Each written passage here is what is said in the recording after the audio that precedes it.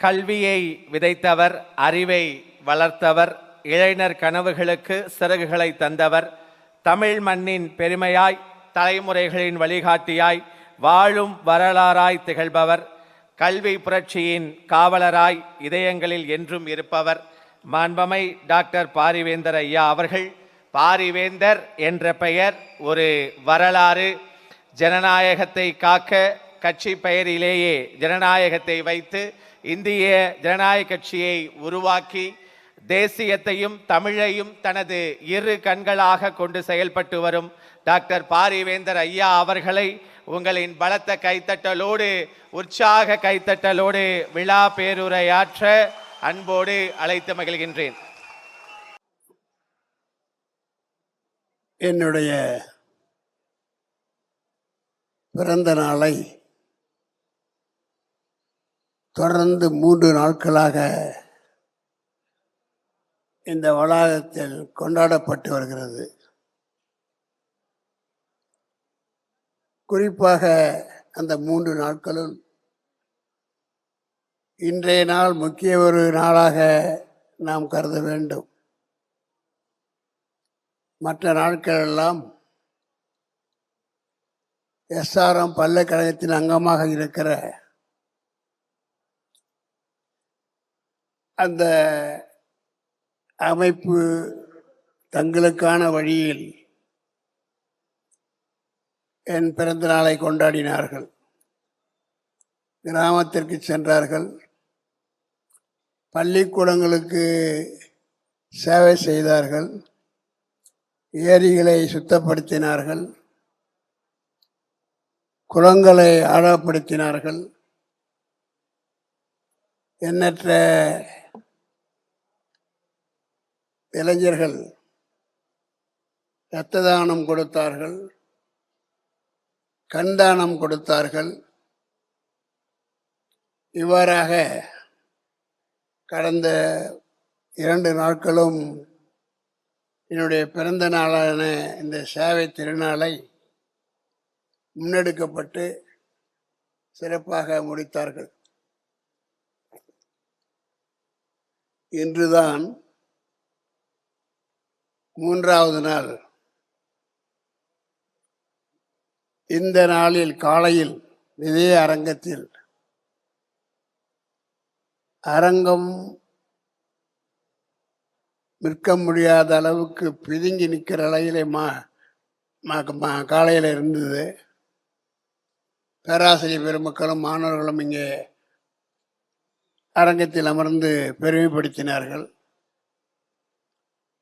அதில் என்னுடைய குடும்பத்தார் அத்தனை பேரும், குறிப்பாக மூத்தவர்கள், இளையவர்கள், என்னுடைய பேர குழந்தைகள் அத்தனை பேரும் தங்களுடைய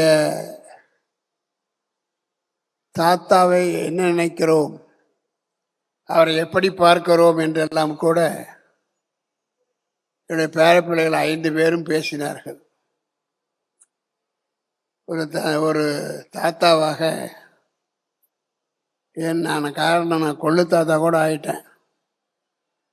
அந்த வகையில் குழல் இனிது யாழ் இனிது தம் குழந்தையுடைய மழச்சொல் கேட்பாதவர்கள் மாதிரி மிக அருமையாக என் பேர குழந்தையை அத்தனை பேரும் பேசுகிற பொழுது எனக்கு ஒரு நம்பிக்கை வந்தது. ஆம், எஸ்ஆர்எம் இன்றைக்கு இந்திய அளவில் பறந்துபட்டு கிடக்கிறது.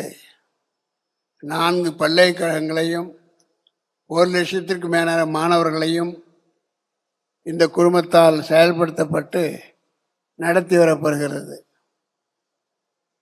அத்தகைய குழுமத்திலே ஏறத்தாழ 40,000த்துக்கும் மேலான பணியாளர்கள் பணிபுரிகிறார்கள்.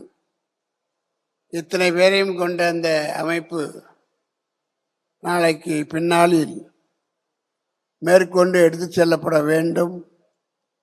அப்படி செல்லுகிற அந்த நேரத்தில் இருக்கிற நிலையை விட மேலும் சிறப்பாக எடுத்து செல்ல வேண்டும். அத்தகைய ஒரு கவலை எப்பொழுதுமே என்னை போன்ற வயதுடையவர்களுக்கு தோன்றும். இத்தகைய பல்கலைக்கழகத்தை இந்தியாவிலேயே மிகப்பெரிய பல்கலைக்கழகம் 4 துணை பல்கலைக்கழகம் நடத்தி வருகிறது. இவர்களெல்லாம் தொடர வேண்டுமானால் அங்கே இருக்கிற அந்த எம்ப்ளாயீஸ் ஊழியர்களும் தொடருவார்கள். அவர்களுக்கு யார் பாதுகாப்பு என்ற கவலை என்னை போன்ற அந்த குடும்பத்தில் இருப்பவர்களுக்கு நினைக்கத்தான் தோன்றும். அந்த நேரத்தில் தான் சரியான என்னை குடும்பத்தை சேர்ந்தவர்களை அந்த இடத்தில் வைத்து செல்லுகிறோம். அதன் மூலமாக அங்கே பணியாற்றுகிற அத்தனை பேரும் பாதுகாப்பை பெறுகிறார்கள். வாங்க இருக்கிற அந்த சம்பளத்தை முறையாக வழங்க வாய்ப்பு இருக்கிறது என்று நாங்கள் எல்லாம் இன்றைக்கு பெருமைப்பட்டு கொண்டிருந்த நேரம். நான் சொன்னது போல கடந்த 2 நாட்களும் சேவை திருநாள். கல்லூரி மாணவர்களும் மற்றவர்களும் கட்சிக்காரர்களும் அதை செய்தார்கள். இன்றுதான் எனக்கு என் மனம் குளிர்கிற வகையில்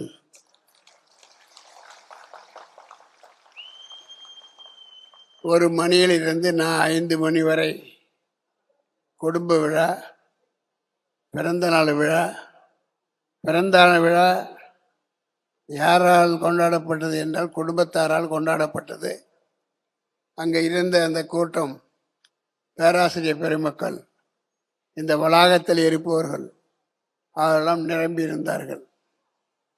ஆக இது 3வது கடைசி செஷன், இறுதியான நேரம். இது இதில் 6 மணியிலிருந்து அதற்கு மேலாக உங்களுக்கு பொறுமை இருக்கும் வரை பேசுகிறவர்களும் மகிழ்ச்சி அடைகிற வகையிலே இருப்பீர்களே. ஆனால் அதற்கான ஒரு இறுதி கடைசி ப்ரோக்ராம் இது. அந்த வகையில் 6 நடந்து கொண்டிருக்கிறது.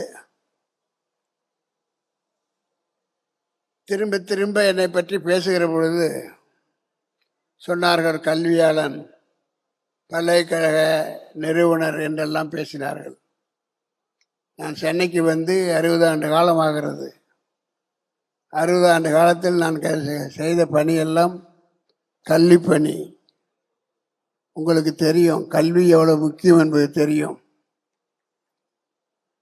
பாரதி சொல்லுவான், கோயில்கள் 10,000 கட்டி கும்பாபிஷேகம் செய்வதை விட அங்கு ஒரு ஏழைக்கு எழுத்தறிவித்தல் கோடி புண்ணியம் என்று சொல்லுகிறோம்.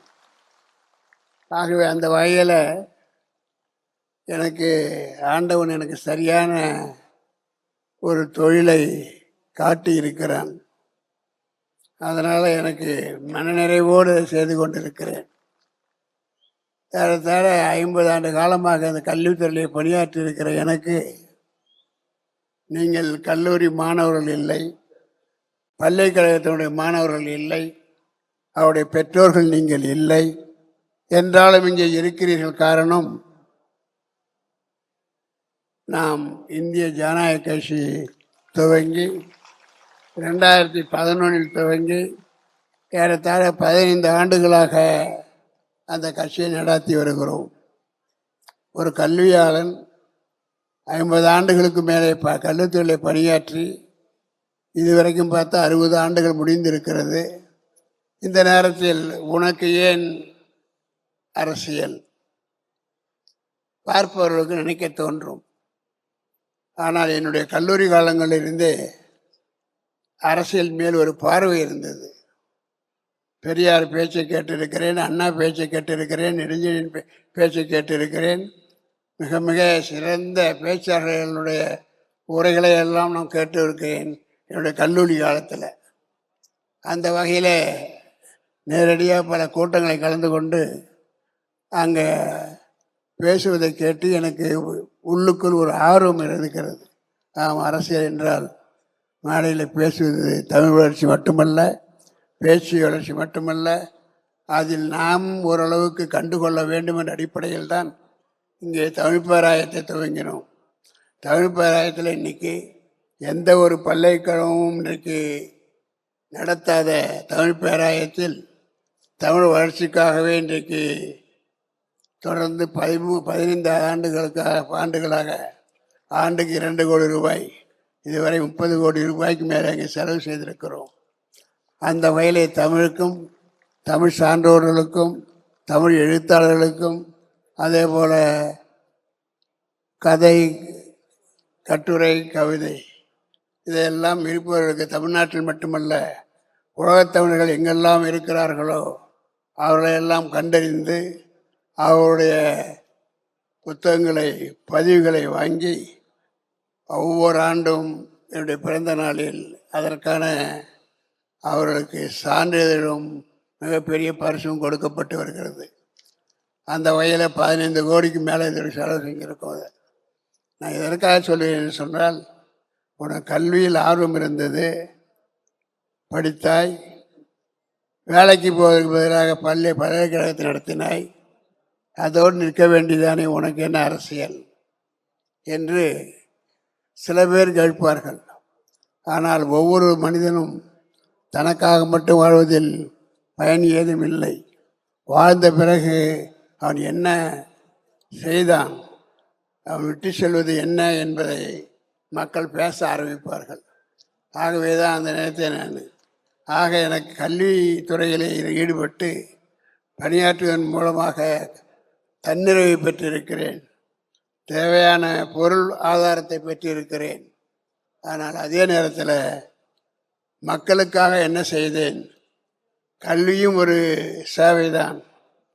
அதே நேரத்தில் சாதாரண மக்களுக்கு, வறுமை கோட்டு கீழே இருக்கிற மக்களுக்கு நாம் என்ன செய்தோம், நாம் தான் தன்னிறைவு பெற்று விட்டோமே என்று என்னால் இருக்க முடியவில்லை. காரணம், இந்த 15 ஆண்டு காலமாக தமிழ்நாட்டு அரசியல் சொல்லிக்கொள்கிற அளவில் இல்லை. மக்களுடைய வரிப்பணங்கள் எல்லாம், நாம் கஷ்டப்பட்டு கட்டுகிற வரிப்பணங்கள் எல்லாம் முறையாக மக்களுக்கு கொண்டு செல்லப்படவில்லை. இடைப்பட்ட காலத்தில் வந்த ஆட்சியாளர்கள் அந்த மக்கள் வரிப்பணத்திலே இருந்து இன்றைக்கு அவர்களை வறுமையில் வைத்துவிட்டு இவர்களெல்லாம் மிகப்பெரிய கோடீஸ்வரர்களாக அரசியலை இன்னைக்கு மக்களுக்கு கற்றுக் கொடுத்திருக்கிறார்கள். அந்த வகையில் யோசித்தேன், நாமும் ஏன் ஒரு அரசியல் கட்சியை துவங்கக்கூடாது என்று. ஏற்கனவே என்னுடைய பொதுச்செயலர் சொன்னது போல, எனக்கு என்றுமே நாம் இந்தியன், நாம் தமிழன் என்ற பார்வை உண்டு.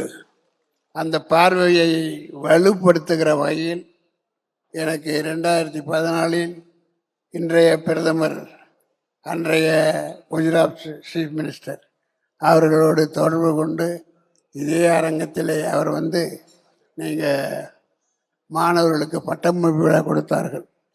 அந்த நேரத்தில் எனக்கு அவரை பற்றி புரிகிற ஒரு நிலையும், என்னை பற்றி, என் செயல்பாடுகளை பற்றியும் அவருக்கு தெரிய வந்திருக்கிறது.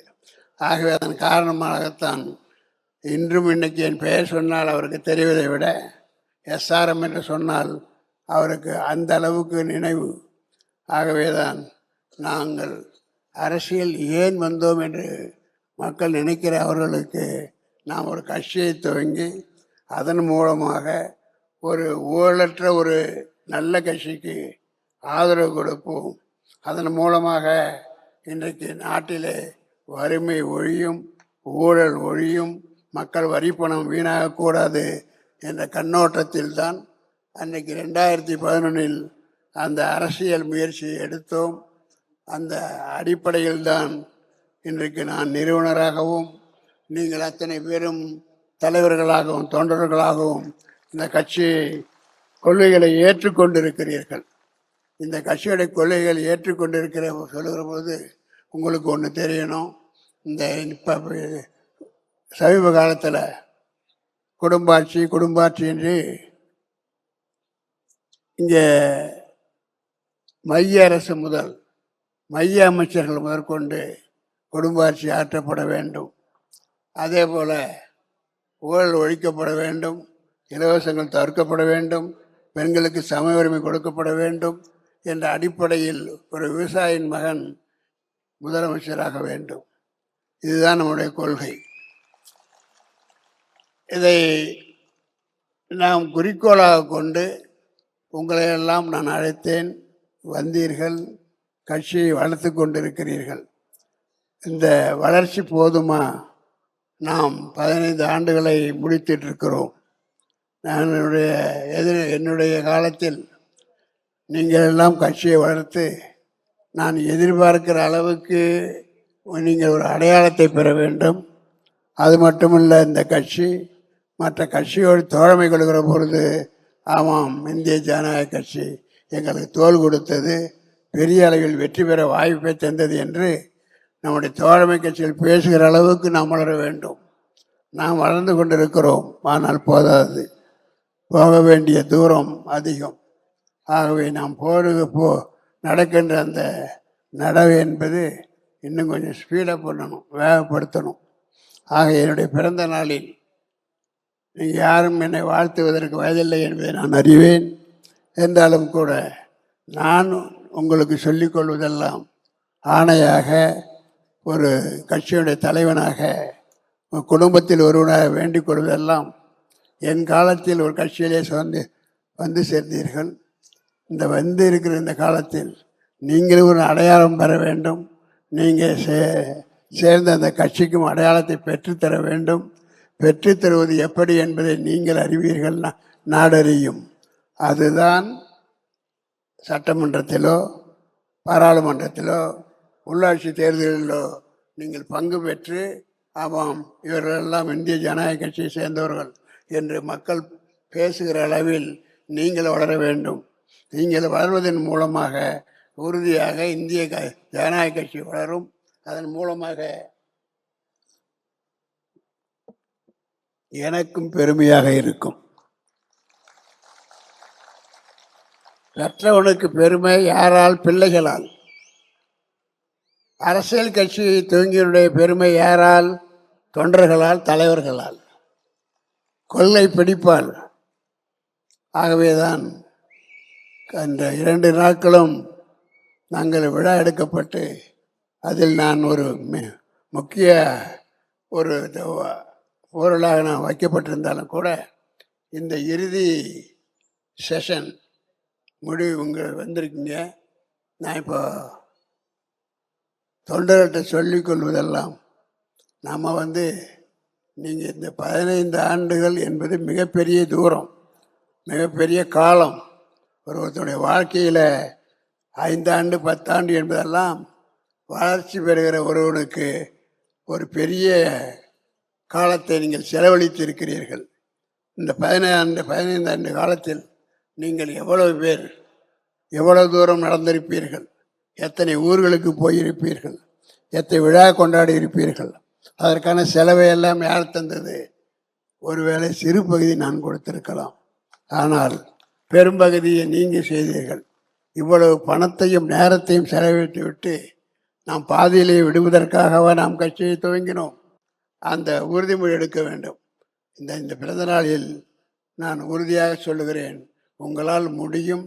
என் தலைமையில் நீங்கள் வளரவில்லை என்றால், என் தலைமையில் கட்சியை நீங்கள் உருவாக்கி அதன் மூலமாக பல பதவிகளுக்கு நீங்கள் வரவில்லை என்றால், நீங்கள் வாழ்ந்த காலத்தில் ஒரு பகுதி வீணாக செலவு செய்து விட்டீர்கள், வீணடித்து விட்டீர்கள் என்பது பொருள். அந்த வகையில் என் அருமை கட்சி உறுப்பினர்களே, தோழர்களே, எந்த கட்சிக்கும் இல்லாத ஒரு திட்டம் நம்மிடம் இருந்தது. நான் முன்னாடி சொன்ன மாதிரி எல்லா கட்சிகளுமே, வளர்ந்த கட்சிகள், பெரிய கட்சிகள், நாடாண்ட கட்சிகள் எல்லாம் கூட என்ன சொல்கிறாங்க? இப்போ குடும்பாட்சி போகணும், ஊழல் ஒழியணும். இதைத்தானே நாம் 5 வருஷத்துக்கு முன்னாடி சொல்லிகிட்டு இருந்தோம். கட்சியுடைய ஆரம்பமே கொள்கை அதை தானே வச்சுருந்தோம், அந்த மாதிரி வச்சுருந்தோம். அதனால் நாம் சொன்னதைத்தான் இப்பொழுது பெரிய கட்சிகளும் மற்ற கட்சிகளும் செய்கிறார்கள், சொல்லி கொண்டிருக்கிறார்கள். அதன் மூலமாக வெற்றியும் பெற்று விட்டார்கள். ஆனால் அதே நேரத்தில் இந்த வெற்றியை அவரால் தான் முடியுமா? வெற்றி என்பது யாருக்கோ ஒரு வார்த்தை, எவருக்கும் சொந்தமானது அல்ல, உங்களுக்கு உரித்தானது தான் என்பதை புரிந்து கொள்ள வேண்டும். அந்த வகையில் நீங்கள் இன்னும் உழைக்க வேண்டும், கட்சியை வளர்க்க வேண்டும். என் காலத்தில் உங்களை எல்லாம் பல பதவிகளில் வைத்து பார்க்க வேண்டும். அது முடிந்தால், முடிந்து விட்டால், அது நடந்து விட்டால் என்னுடைய வாழ்க்கை உள்ளபடியே நான் எதிர்பார்த்த அளவுக்கு வெற்றி பெற்றிருக்கிறேன் என்ற நிம்மதியோடு நான் இருப்பேன். அதனால் இங்கே சில பேர் இந்த சிலையை பற்றி சொன்னாங்க. சில பேர் உயிரோடு இருக்கும்போது சிலை வைக்கலாமா அப்படின்னு சொன்னாங்க. நான் நாம் பிறந்தோம், இருக்கிற அத்தனை பணமும் எனக்கு வேணும், அத்தனை பணங்க சொத்து அத்தனை பேர் வேணும், உலகத்தோட எல்லாத்துக்கும் நான் தான் இப்படி இருக்கணும், அப்படி கற்பனை எனக்கு கிடையாது. பிறந்தவன் அத்தனை பேரும் நீங்கள் ஒரு காலத்தில் மூச்சை நிறுத்தத்தான் போகிறீர்கள். அந்த காலகட்டத்தில் நீங்கள் என்ன செய்தீர்கள் என்பதுதான் மக்கள் உங்களை பற்றிய கருத்தாக இருக்கும். அந்த வகையில் இப்போ சிலை என்பது திறக்கும்போது கூட பாரத துணை பிரதமர் சொன்னார், பாரத வைஸ் பிரசிடென்ட் சொன்னார், ஜனாதிபதி இந்த மாதிரி இருக்கும்போது அப்படின்னாரு. நான் அதுக்கு பயப்படுற ஆள் இல்லைங்க. எனக்கு தெரியும், நான் விரும்புகிற வழியில் நான் வாழ்வேன், நான் விரும்புகிற வழியில் நான் வாழ்வேன். செய்கிற ஒவ்வொரு செயலும் நான் அனுபவித்து செய்கிறேன்.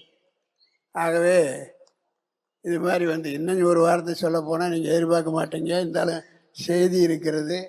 என்னுடைய ஆஃபீஸில் பார்த்தீங்கன்னா என்னுடைய கல்லறை இருக்கிறது. இது வரைக்கும் தெரியாது உங்களுக்கு. இப்போ மேலே என் பயந்தார் மாடியில் என்னுடைய கல்லறையை எப்படி கட்ட வேண்டும், அது எங்கே கட்ட வேண்டும், எந்த அமைப்பில் கட்ட வேண்டும் என்றெல்லாம் கூட வரைபடம் போட்டு அதற்கான ஒரு மாடலே பண்ணி வச்சுருக்கேன். நான் எதுக்காக சொல்கிறேன்னு கேட்டிங்கன்னா, பிறக்கிறது ஒரு முறை, அதை முறையாக வாழ வேண்டும், நாம் நினைத்ததை முடித்து விட்டு வாழ வேண்டும். ஆகவே இதில் யாரும் சென்டிமெண்ட்டுக்கெல்லாம் இடம் இல்லை. நெருப்புன்னு சொன்னால் வாய் சுட போகிறதில்லை. அதனால் அந்த மாதிரி சென்டிமெண்ட்லாம் என்கிட்ட கிடையாது. இத்தகைய சென்டிமெண்ட் எதுவும் இல்லாமல் வேலையே எனக்கு மகிழ்ச்சியாக இருக்கிற எனக்கு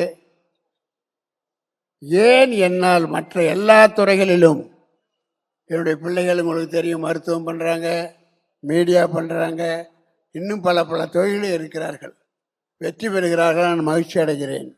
அதே நேரத்தில் இப்படி ஒரு நம்பிக்கை இருக்கிற நமக்கு, எல்லா துறையிலும் வெற்றி பெற்ற நமக்கு எனக்கு யாரும் சர்டிஃபிகேட் கொடுக்க வேண்டியதில்லை, இவர் வெற்றி பெற்றாரா இல்லையா என்பது. என்ற வைத்த மரத்தை நாமளே நட்டு நாமளே பழம் சாப்பிடணும் அப்படிங்கிற ஆள் நான் இல்லை. ஆனால் நான் சொன்னது போல் இந்த கட்சியும் அரசியலும் அரசியல் சார்ந்த வேலைகளும் இன்றைக்கு ஓரளவுக்கு உழைப்புக்கு மரியாதை இருக்கிறது. ஓரளவுக்கு தான். நாம் என்னத்தான் உழைத்தாலும் கூட கடைசியில் பிட் ஆஃப் லக்குங்க இருக்குதுன்னு அர்த்தம். இன்றைக்கி யாராவது எதிர்பார்த்தீங்களா இந்த ஆட்சி வரும்னு சொல்லிட்டு? அவருக்கே தெரியாது. அதே மாதிரி நமக்கு லக்கு இல்லாதனால்தான் உங்கள் கட்சி தலைவரை அன்றைக்கு இதே சிஎம் அவர்கள் சிஎம் ஆவதற்கு முன்னால் வீட்டுக்கு அழைத்து அவரே காஃபி போட்டு கொடுத்து அவர்கிட்டே பேசிட்டு அனுப்பிச்சார், உங்கள் அப்பாவை அழைச்சிட்டு வான்னு சொல்லிட்டு. அப்போ இது என்னன்னு சொல்லுவீங்க?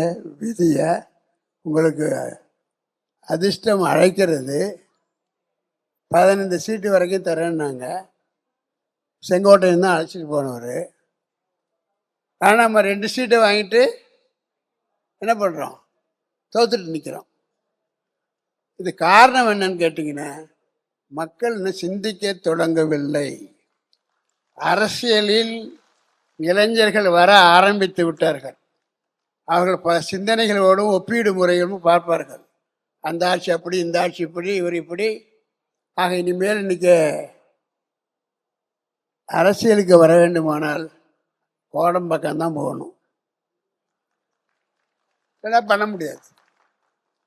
கோடம்பாக்கத்தில் போனால் தான் இன்றைக்கி அரசியலுக்கு வர முடியும், ஒரு சிறிய பதவிக்கு வர முடியும். என்னென்னா அதுக்காக நம்ம கட்சி தலைவரே இருக்கார், யார், சுரேஷ்.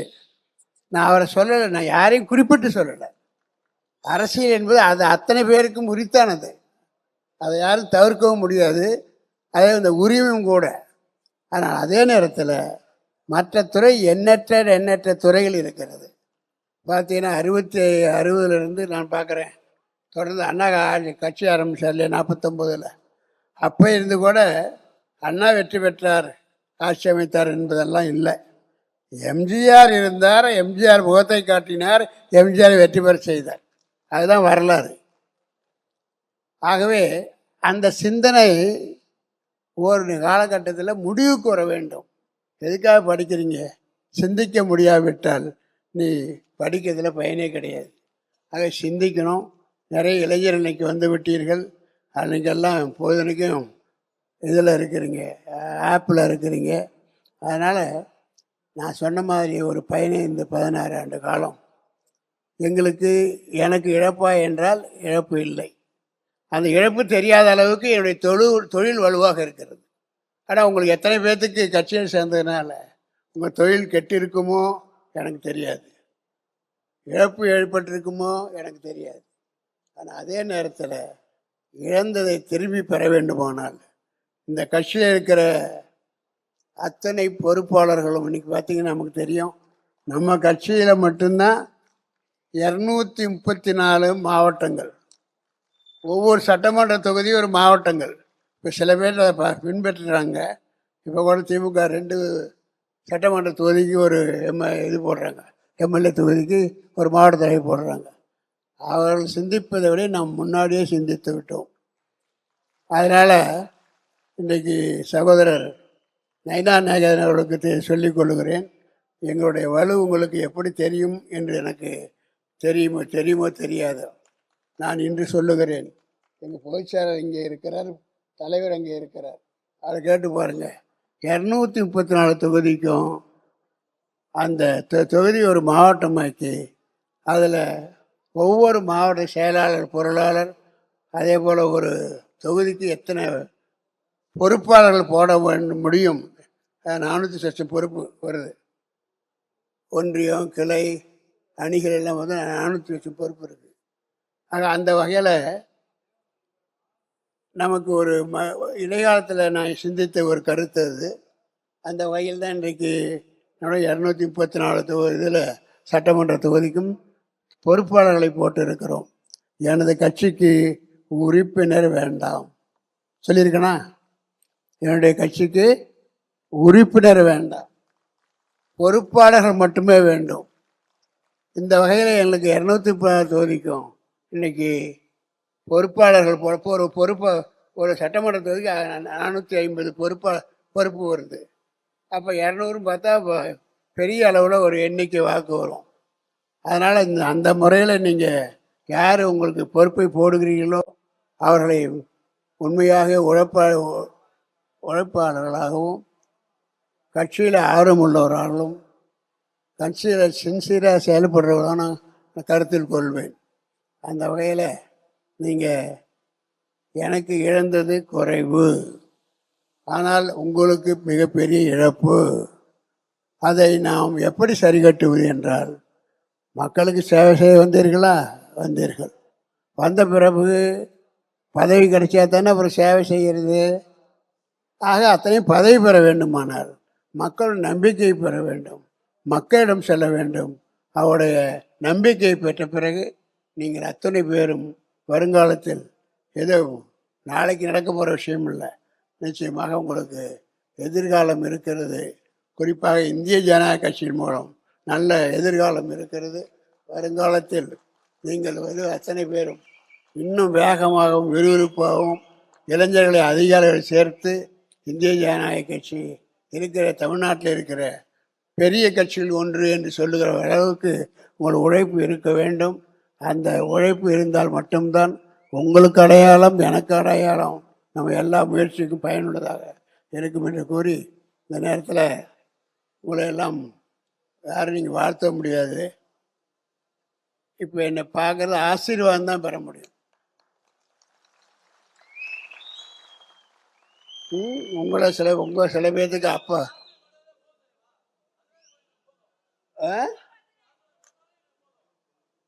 பார்த்துட்டீங்களா? அதனால்